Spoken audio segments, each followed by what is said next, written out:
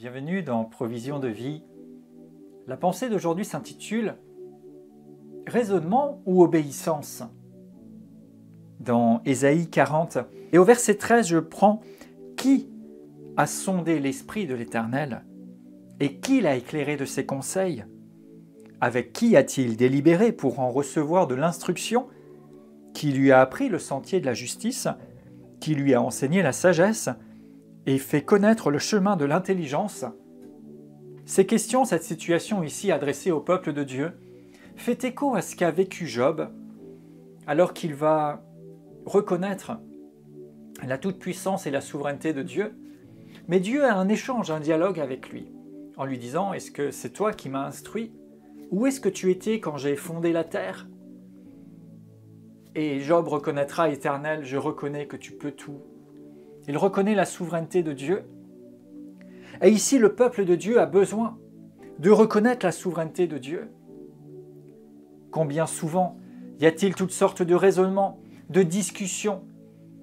Combien de choses sont échafaudées pour répondre, ou parfois même pour penser ou parler à la place de Dieu lui-même?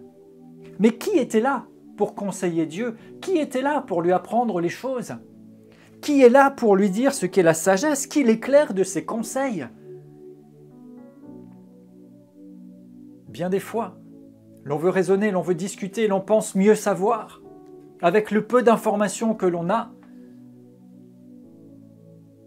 D'autres encore se permettent de parler à la place de Dieu, de construire des analyses, des déductions logiques, et de prétendre parler alors que Dieu n'a rien dit, de prétendre porter un message, de prétendre porter une réponse, une solution, une analyse, une sagesse ou une intelligence, comme s'il valait mieux, ou au moins aussi bien que l'intelligence, la connaissance, la sagesse et l'autorité de Dieu.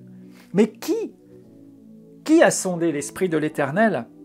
Qui l'a éclairé de ses conseils? Il vaudrait pourtant tellement mieux reconnaître la souveraineté de Dieu, marcher dans l'écoute, dans l'obéissance.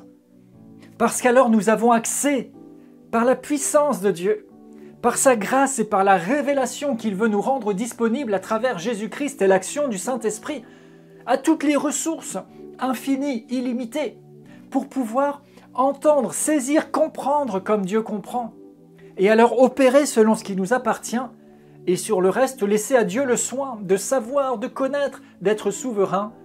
Choisissez aujourd'hui entre le raisonnement ou l'obéissance, mais je libère sur vous la grâce de céder, de laisser tomber vos raisonnements, vos échafaudages, vos analyses propres, pour épouser la connaissance parfaite, la sagesse parfaite qui vient d'en haut, et marcher dans l'obéissance.